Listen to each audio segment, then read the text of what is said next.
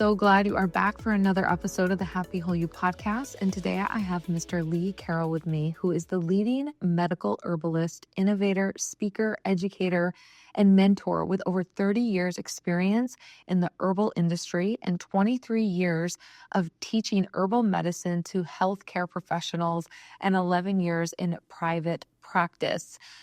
You guys, I learned so much interviewing Lee, and he is going to share so many wonderful things about fungi, mushrooms, and things I didn't even know about. And he works with a company called Real Mushrooms. I had the founder of Real Mushrooms on like about 3 years ago.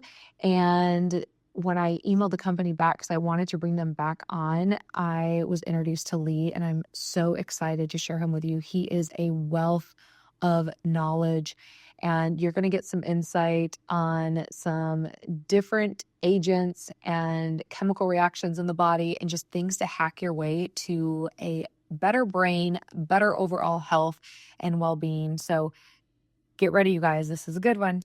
Hi, Lee. Thank you for joining me today. It's great to be here, Anne-Marie. Thanks for having me.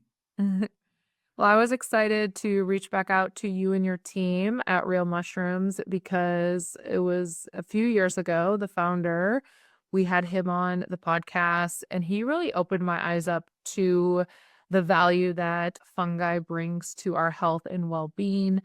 Also, I learned a lot about how not all mushrooms that are sold on the market are created equally. So there's a high quality standard that I know your company has, which gets me excited. And I do use your guys' products every morning in my coffee, and I absolutely love it. So I'm excited to have you here and have this conversation. But first, can you share with our listeners, who are you and what is Real Mushrooms? Oh, thank you. It's a good place to start. So I'm a relatively newcomer to Real Mushrooms. I'm the chief medical herbalist, and I'm coming up to 1 year working with them. And I've had a long career in herbal medicine in the practitioner focused area. So I'm in my 35th year in this industry now. So I've had a lot of experience across all aspects, of the industry. And uh, I've got a botany degree from my, earlier days. And in 2009, I went back and studied back a Bachelor of Health Science, and I graduated with a degree in Western herbal medicine. So since 2013, I've been in clinical practice. And since 2009, I've been a consultant to industry providing, high-level educational services and product development stuff. So um, I'm just thrilled to be working, more closely with Namex and Real Mushrooms. Namex is the supplier of the Real Mushrooms extracts. They're one of, sister companies. And Real Mushrooms, for me, uh, it honors the tradition from where mushrooms have come from.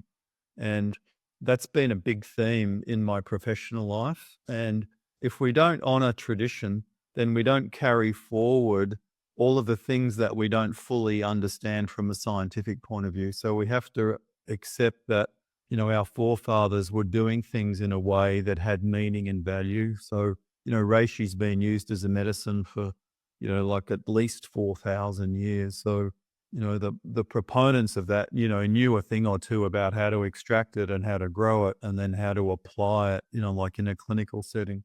So it's our job in a modern world to understand how those clinical applications fit the modern kind of, situation, because we have different diseases now, we have different health influences.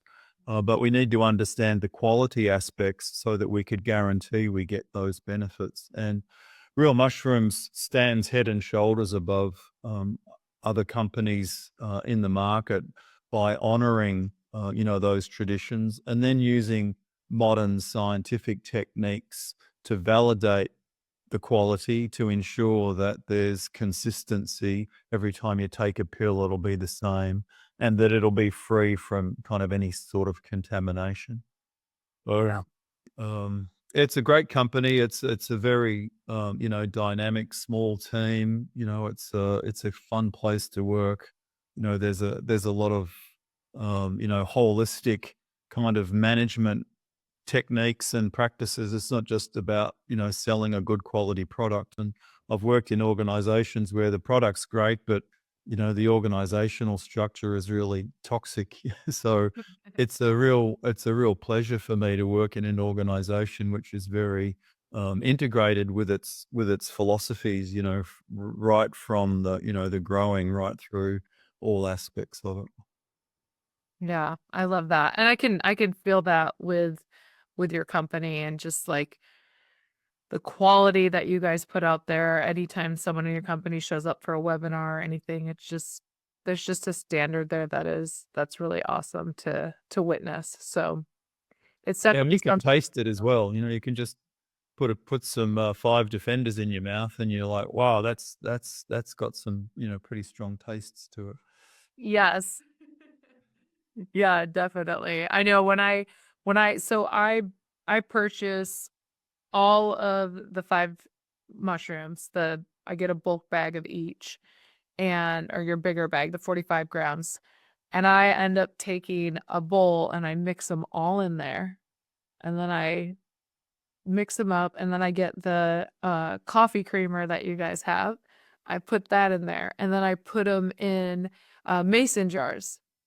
Oh, great Do idea. a Yeah. tablespoon every morning in my coffee with some local honey, and, I do add a little bit of whole cream to it as well.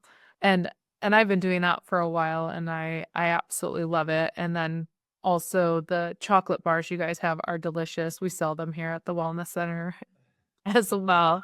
Um, and Awesome. yeah, so it's just, I've used your competitors' products in the past, and I always go back to you guys just have a higher quality product, and you can taste it. I mean, it's definitely so I call my morning coffee my mud. Uh, it's like mud water that I drink. But you were talking before we started recording. Um, well, I guess let's back up. Why is fungi so important for the human body? And I know you alluded to that really fungi should be viewed as, the third food group. So we have plants, we have animals, and then fungi. What is it doing particularly for our bodies that is, nothing like other things are not even touching that? Yeah, good question. And I've developed a theory that I call the gourmet ape theory, which, taps into, some previous research and Terence McKenna's stoned ape theory. It goes along the lines that animals and fungi share a common ancestor that goes back about 1 billion years. And as a result of that common ancestor, we have a lot of shared biology. And, there's lots of intracellular things that are common between, animals and fungi. And animals and fungi have been in competition for that 1 billion years. So, the, a fungal organism needs to feed off something, and it might be an animal. So, animals have developed defenses against fungi that can be traced back through the DNA records that goes back, like 400 million years. The evolutionary biologists think that that's around the time when animals first developed their defenses against fungi. So if we wind forward, then all of the great apes and all of the modern kind of hominins and hominids. So all of our close kind of cousins and relatives in the fossil record very likely all ate mushrooms when they were available. And there's a little bit of research, but not a huge amount. The researchers scrape the teeth of fossil specimens, and then they can analyze the calculus, and then they can see the spores of the mushrooms that they were eating. They can see the fibers of the plants. They can get traces of the animal DNA and animal bits that they were eating. So in the fossils that have been analyzed, all of these people, Neanderthals and early humans, had mushrooms as part of their regular diet. And some of the diets didn't even include animals. It was just plants and fungi. So I think that it's an underestimated aspect of human nutrition. Uh, when we calculate the amount of protein that our Paleolithic and early ancestors were consuming, there w- no fungal consumption was ever put into the algorithm or the calculations that arrived at that kind of conclusion that, oh, we were eating this much protein. And they do that by looking at the various carbon and nitrogen isotopes of collagen in bones. And researchers have looked at this, and the carbon and nitrogen signatures from fungi are identical to that from animals. So the input from fungi in an evolutionarily relevant diet is underexplored and very likely underrated. So I think that fungi really need to be put into a separate food group. So in terms of what they do, fungi provide nutritional elements that keep us healthy as humans. And you're about to allude that. And ergothioneine is a modified amino acid which performs the role of an antioxidant and a mitochondrial respiratory enhancer in all animals and humans. So it's kind of a relatively new antioxidant that not many people know about, but it's very crucial to human health and longevity. And if we have less of it, we get all sorts of diseases as we get older and we don't live as long. But mushrooms, because of the history with fungi, mushrooms have got beta glucans, which create a conversation with an animal and a human immune system. So the immune system sees those beta glucans and it thinks, oh, okay, I need to, improve my cell numbers. I need to improve my vigilance around pathogens and invaders. I need to be more accurate and more measured in my responses. So nothing about an edible mushroom is pathogenic, but it's got the same kind of signatures as a pathogenic fungus. So it communicates with the immune system these very important messages. And when that happens on a regular basis, it helps to keep the immune system in tip-top shape. And additionally, mushrooms have, because of the fiber content, both the soluble and the insoluble fibers, they're very underrated and significant prebiotics. So the health of the gut, the makeup of the bacteria in the large intestine is a very significant determinant to human health and the development of a whole lot of different diseases. And mushrooms help to control the health of the large intestine as a result of modifying the bowel flora. So there's a couple of highlights. I think that Wow. modern humans would be much healthier if they consumed mushrooms on a regular basis. Yeah. Yeah, I agree. So immune system health, gut health, um, kind of important things when it comes to the human body to protect the Yeah.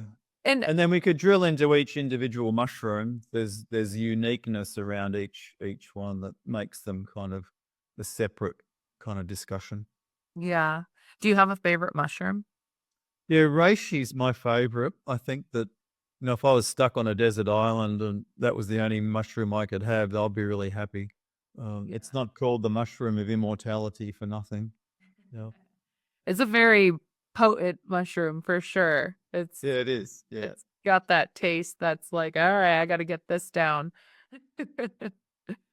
A lot. I like a lot of people I think when it comes to brain health, they go to the lion's mane too. And I like lion's mane. Yeah, and that's a fad at the moment. The thing about lion's mane is that it's well known as that kind of brain mushroom, but it's possibly the most important gastrointestinal mushroom. It has, and that's how it was used traditionally for gastrointestinal diseases. So it's a fantastic prebiotic, and it has anti-inflammatory effects, and it helps to resolve a whole lot of different gut issues. And it's also as equally profound in the immune category as any of the other mushrooms. So I think we're underdoing the value of lion's mane by only focusing on the mental health aspects. And lion's mane's very likely to exert its benefits when the brain's not healthy, when it needs support. If you're younger and you've got a healthy brain, the lion's mane's aspect on brain functions not likely to be manifest because there's no issues there that need to be corrected. It's not likely to be nootropic. You can't take a healthy brain and then make it a little bit faster or like quicker with its computations. Yeah. Oh, that's interesting. So what how much do we take? So like if I'm using a full tablespoon of all five of them in my drink every morning, like if I want to be like the most optimal health, like is that enough? No, Oh I gosh. think we can't ignore we can't supplement ourselves into health. Uh, Yeah. we have to have a good diet as well. And Yeah, yeah. part of a good diet means that we should be eating fresh mushrooms or dried whole mushrooms on a regular basis. And I just to make the numbers easy for the US market, I say a pound a week would be like an ideal amount of mushrooms to eat as part of your diet. And that would mean substituting meat, or, like a vegetarian meal for a mushroom meal. So you'd have like a dedicated amount of mushrooms on your plate. It'd be a big plate full of mushrooms. Yeah. So a pound of that a week, and then a product like Five Defenders from Real Mushrooms, which has got 5 different mushrooms in it, um, you know, 2 or 3 or 4 of those capsules a day, then ensures that you get all of the medicinal elements, and the targeted immune system stuff, that you need to get all of the benefit of all of those mushrooms. And then if you're faithful to that, then that's probably enough. But if you're not eating those mushrooms weekly, then I'd recommend including Ergo Plus, which contains the ergothioneine. So one capsule's 10 milligrams, and that's all you need a day of that. But if you're consuming a pound of mushrooms a week, and you're doing the 5 defenders, then you might not need the ergo, but I do it anyway because with ergothioneine, more is better. Yeah. Yeah. Okay. I will say I got back from an 11-day trip and everyone got sick. COVID started and it went through the whole group except for me. And Well done. I was doing my mushrooms every single day and all my own personal line of product as well. So I can say that it does work, but everyone laughs at me like, "Oh, you take all this stuff." And I'm like, "Well, I'm not getting sick over here." So Yeah, true. Yeah. And in Australia, I had to get a couple of mandatory COVID vaccinations, but I haven't had any boosters or anything. I don't believe in that approach. I believe in like looking after your health that you've just described. So my wife had COVID just recently, and everybody's like, "Oh, like we're not coming near you until she's better." And we lived in the same house, and I didn't wear a mask, and I didn't yeah. quarantine her or quarantine myself, and I was healthy the entire time. Yeah. Yeah, I mean, it makes a difference, and of course, I was the one, taking care of everyone too, and I just told myself, "I'm not getting this," and doubled up on things and just made it work. But prevention is the hardest thing for a modern person to get their head around in terms of that aspect of our health. Yeah. Um, you know, you can't wait until you're sick, to amp up your immune system, to be more defended. You need to be doing it on a daily basis routinely so that you've got an optimized immune system. So, it would be silly for me to say, "Hey, look, I've got this new groundbreaking exercise program, and you only have to exercise 1 day a month." Yeah. You can have the rest of the month off and it'll cure all of your exercise problems. Or you can't have a good diet, just 1 week a month or 1 month a year. You've got to have a good diet, pretty much regularly throughout the whole year. So it's the same with taking targeted foods and supplements to keep the body healthy. We need to be doing it on a regular basis so that we're in tip-top shape. Yeah. Yeah, I mean, it's definitely not a one and done thing, and I Uh, it's definitely consistency is the key. So, we were talking about before, you were talking about glutathione, and there's a big a lot of people are discovering, "Oh, glutathione, natural antioxidant made in the body," and, they'll do a supplement with it or they'll go get these injections. But you have some unique insight on glutathione and processing it, and how do mushrooms fall into that, if you could share with us? Yeah, it's a fascinating area, and as a medical herbalist, and I'm steeped in that kind of tradition of understanding how the body works, and then understanding how the various uh, phyto and mycochemistry elements from plants and fungi interact with our biology to, keep it optimally healthy, but also to correct disease and improve, dysfunction. So when we focus on glutathione, and this has been my long-standing belief, 30 years, is that why would you give someone glutathione when the body naturally makes it?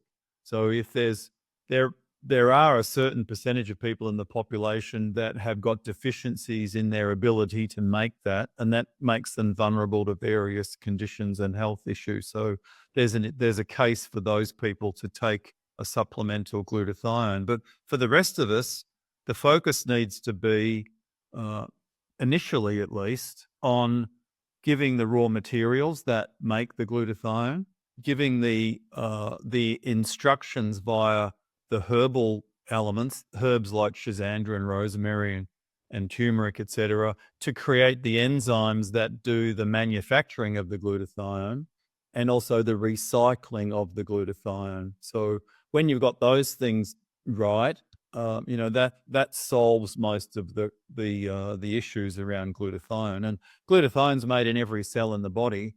If you take a supplement, it's pretty questionable whether that glutathione is going to get into all of those tissues and cells. If you're taking it orally, it's very likely to get into your blood vessels and your liver, but is it going to get anywhere else? So the new knowledge around this is, and this has been overlooked in science, and it's a relatively recent discovery, like in the last 10, 15 years, is that um, glutathione is in an intimate partnership with a molecule called ergothioneine. And ergothioneine in a cell is an antioxidant, and it's sensitive to the stress of the cell.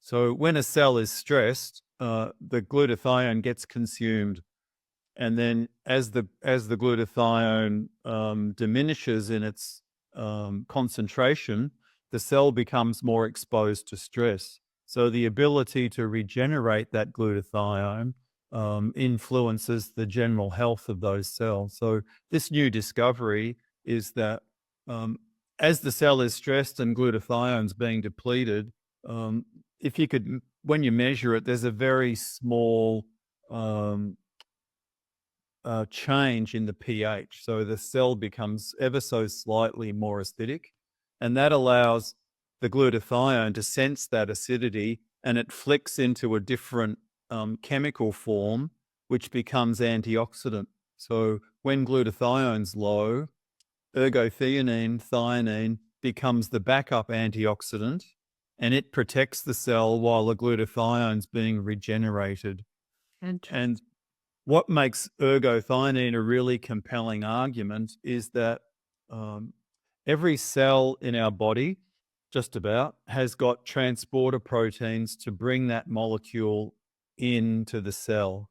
So they're avidly expressed in the small intestine. They're even predict if we've got a regular eating habit, then there'll be an upregulation of ergothioneine transporters in our small intestine around our eating times so that we could optimize the harvesting of it. And then once it gets into cells, it doesn't have the ability to get out, and it has a half-life of about 30 days. So it's almost like a vitamin. Our body is engineered to use it and to need it. And the body also has the ability to upregulate the transporter proteins based on the amount of inflammation in the body, so that ergothioneine will be preferentially transported into cells that are experiencing more stress. And when we look at the epidemiology, if you can follow a population over 20 years and measure their levels of glutathione and other blood metabolites, as well as ergothioneine. Ergothioneine has the highest correlation with reduced morbidity of any cause, reduced morbidity as a result of cardiovascular disease, and you live a little bit longer if you've got more ergothioneine. If you have low levels of ergothioneine, you're more likely to have neurological diseases like Parkinson's and Alzheimer's and mild cognitive impairment. And you're more likely to be frail as an adult. You're less likely to live longer with low levels of ergothioneine. So the only thing holding it back at the moment is a lack of research. So there's only about 7 or 8 human clinical trials. There's a huge amount of interest in this molecule now, and part of my fate is, in the work that I do, is that because I'm reading the research and I'm kind of a bit ahead of the curve. We've got to wait until the science catches up.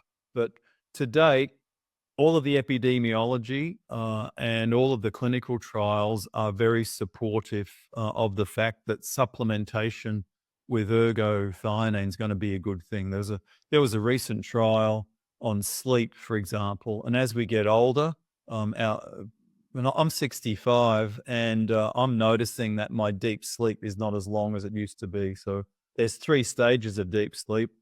The first stage, stage 1, gets longer in older people, and that's not as healthy as stage 2, and stage 2 gets shorter. So the quality of the deep sleep is not as good, for example. And in a human clinical trial, ergothioneine improved sleep parameters, and it lengthened stage 2 and shortened stage 1, for example. So I'm pretty excited about this molecule. It's great to talk about interesting and new things, but all of the science lines up around this, and the only place we get it from in the modern diet is from eating mushrooms. Plants contain very small amounts, but not enough to drive the health benefits of it. And if we're wanting to be optimally healthy and manage our glutathione and our cellular health, we need around 10 milligrams a day as a supplement. And how many milligrams are in your guys' supplement? So Real Mushrooms has got a product called Ergo Plus, and it's made with golden oyster mushroom, which is a type of common oyster mushroom. It has a beautiful yellow golden color, and it has very, very, very high levels of ergothioneine. So each capsule contains 10 milligrams, and there's 500 milligrams of dried mushroom in them. Yeah, that's great. That's one of the things because I have my own supplement line and we do all the testing for making sure what we say is in the capsule is in the capsule. And I had a Very good. my team this morning and we were talking about quality, because some people will go on Amazon and they'll just buy whatever it is. And I was telling them some capsules can hold up to 750 milligrams. So if you're buying something that has 100 milligrams in it and it's a 750 milligram capsule, what's that other 650 milligrams of stuff in there? And, Yeah. so it's an education piece for sure. And I think that, that's why I wanted to have you guys on because there's a quality that is a standard And I want to highlight more companies that have that higher standard of quality because, you can order. I think Jeff was speaking on the other podcast when I interviewed him about different types of processes and how are the mushrooms grown? How are they processed? How are they encapsulated? Because that all makes a difference. So not all reishi Yeah. is the same. No. Yeah, a big thing in the market now is mycelium-fermented grains. So, I talked about tradition earlier. Uh, the benefits that we get from consuming herbs and mushrooms, it's not magic, is it? Like there's not some ethereal energy that we get, imbued with. It's a chemistry thing. So there's molecules in the herbs, there's molecules in the mushrooms, which interact with our physiology to, do what we know from a traditional point of view, to do what we know from a modern scientific clinical trial point of view. So, the thing about quality is honoring the tradition, honoring the modern science, honoring the clinical trials to deliver a product which has got the right chemical signature, so it will do the right thing. And we could use all sorts of silly examples, but if you're using cannabis as a medicine, you're gonna know if it doesn't have the THC in it, because we all know what that feeling is like. You're not Right. gonna do a psilocybin journey on a placebo and get tricked into thinking that you're having a trip, like when it comes to a herb or a mushroom that doesn't have that same impact on our nervous system, we can be duped into purchasing something, which doesn't reflect the chemistry. And the biggest problem in the market at the moment are these mycelium fermented grains. And you can inoculate a cooked grain with a fungus and then let the fungus digest some of the grain, and then you dry it and encapsulate it and sell it as if it's a mushroom. And whether or not it's a valid um, treatment or a valid approach is yet to be determined because there's very little research to back up the use of that. There's no traditional knowledge around it. And the limited amount of research that's been done has only been done mostly on turkey tail, none of the other mushrooms. But when you look at the chemistry of those products, they don't contain ergothioneine. They don't contain any of the beta glucans. If it's reishi, it doesn't contain any of the triterpenes. If it's cordyceps, it doesn't contain any cordycepin. If it's chaga, it doesn't contain any of the enotadiol or any of the other triterpenes that make that mushroom, so effective. So if we're looking at it, from a chemistry point of view, those products are devoid of the things that drive the tradition and drive the modern research. So it's a totally new and novel thing. And the companies that sell those products are basically doing it fraudulently because they don't have the evidence, to back up the claims that they make. And it's pretty scandalous. And I think that, there's a large percentage of the US population and in the world that are being unwittingly duped. And then people say to me, "Oh, but I've used that product and it works." And I'm like, "Well, like that's what you have clinical trials for because, Yeah. you Well, know, the, placebo works 30% of the time. We know that. yeah, and the mechanisms for how placebos work have been highlighted and understood. Like our nervous system is incredibly capable, Yep. and the placebo is not some kind of mystical thing. Like there's heavy duty, biological actions that can be pointed to say this is what drives that placebo effect. Our body has got the ability to heal itself. So some of these companies are driven by people that are famous, and the more famous and the more trusted you are, the greater the placebo effect. So I Yeah. think that the sticking with the science and the tradition and not cherry picking the research and not obfuscating the science, like using language that deliberately is designed to confuse people is what real mushrooms is all about. Like being authentic and honoring the tradition. Yeah. And I love that about you guys. It's fantastic. So, okay. So we know we need to eat 1 pound of mushrooms a week. Yeah, any sort of mushroom. Any Doesn't have sort of, to be exotic. Yeah, humble button mushrooms work well. okay. All right. Yeah. Um, we should be using the 5 defenders. As the kind of starting point. Yeah. Mhm.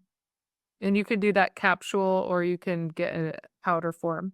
Yeah, I prefer the powder myself because I like the taste. So I have half a teaspoon of that, as a hot drink at least once or twice a day. Mm, Yeah. okay. And then ergothioneine. Fine. Yeah. I haven't taken that. I think I did. I think I've taken it once, but you literally just educated me so well that now I'm like, okay, yep, I'm gonna order that because I need to have that every day in my routine. I had no idea that when your glutathione starts to go down, this molecule comes in and says, I got your back. Don't you worry. You replenish yourself, and I'm going to protect the body while you're replenishing yourself. So that's really cool. Yeah. And let me add one last thing if we've got the time. Yeah. In a mouse study just recently, so we can take that one study and kind of extrapolate. In the mitochondria, there's a particular enzyme which is there in every mitochondria in animals and in humans. And its purpose is to take a sulfur molecule and to convert it into energy and to hydrogen, dihydrogen sulfide. And ergothioneine speeds up that enzyme. So the enzyme's MPST, mercaptopyruvate sulfur transferase. It's a bit of a mouthful. And Yeah. in the mice that got the ergothioneine, they ran 19% further, and at peak velocity, they ran 28% faster. I don't think we'll get that with humans, but it's an unexplored aspect of human energy production. So ergothioneine activates that enzyme, and then it takes cysteine is the primary molecule, but N-acetylcysteine would likely play the same role, and it converts it into pyruvate, which becomes acetyl-CoA, which goes into the electron transport chain to make more energy. And then the dihydrogen sulfide is the third gaseous hormonal gas in the human body. We've got nitric oxide, carbon monoxide, and then H2S. And H2S is a regulator of intracellular antioxidant function. It interacts with a thing called keep1-NRF2, which is a transcription factor which controls the master functions of all of our antioxidant elements within our cell. So the activation of that one enzyme improves mitochondrial function and helps to manage all of the antioxidant defenses, as well as ergo being an antioxidant in its own right in the cytoplasm of the cell.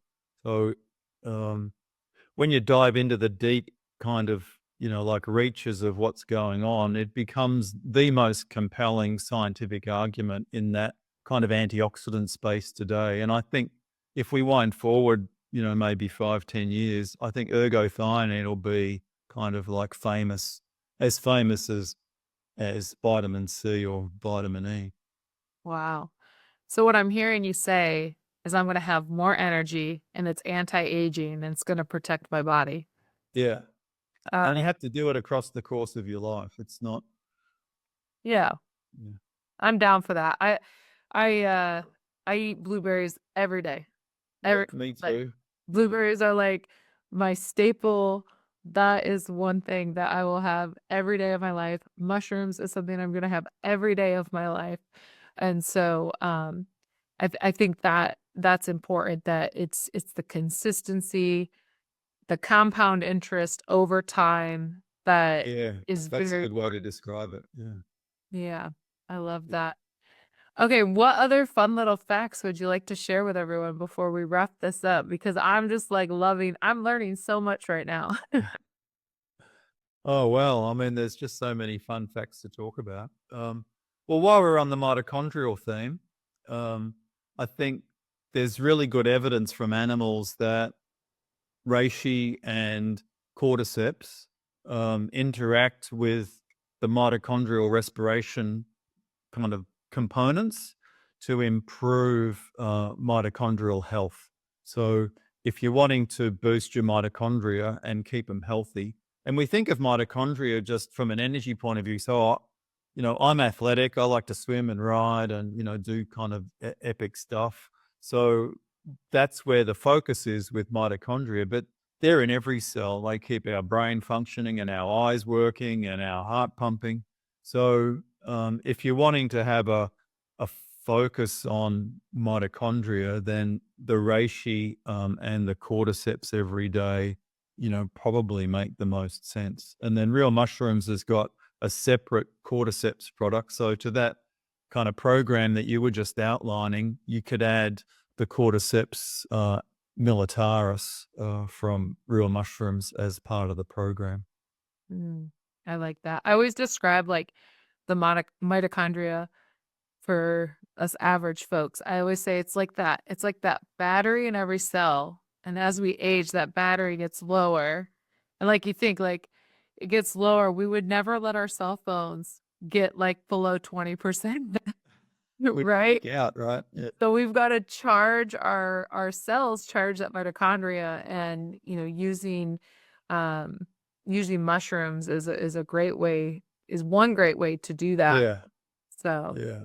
And the challenge with defining a mitochondria just as the energy thing devalues the fact that it's kind of like a master controller of the whole cell and therefore the whole organism. So it's much more than just like a battery. It's kind of like part of the intelligence that keeps us functioning. Yeah, for sure. Yeah, it does everything, like everything. Everything, yeah. Awesome. Well, okay, can you share with everyone? I'll put a link in the show notes for you guys to connect with Real Mushrooms company, realmushrooms.com. Where can people go to follow you guys, find out information, get the knowledge that you're sharing? Yeah, well, Real Mushrooms has got a YouTube channel, TikTok, and Instagram and Facebook. So if you just go to Real Mushrooms, you'll see that stuff there. And the website's got a wealth of information on it as well, realmushrooms.com. And if you're interested in, your listeners are interested in purchasing some products, if they use my name, Lee, L-E-E, as the coupon code, they'll get 20% off. Awesome. Yeah, thank you. Oh, one thing that just popped in my mind. So Jeff had said that if you took, I don't know what it was, but if you took a capsule of your mushroom and put it in some liquid, I forget what the liquid is, and somebody else's that wasn't of high quality, I think it was if it was grown from corn. Yeah. Do you know what I'm talking about? It would turn either. Yeah, there's a kind of low level scientific test called the iodine test. Iodine, okay. And if you mix iodine with starch, it turns a blue color.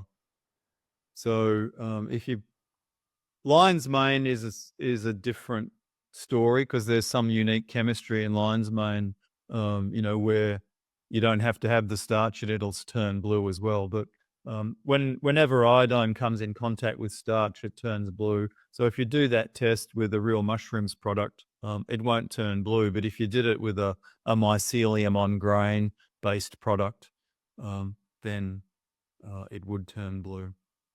But these days, the labeling is being much more focused on by the FDA. So, if you see mycelium-fermented grain or words to that effect on the label, you're not getting a mushroom.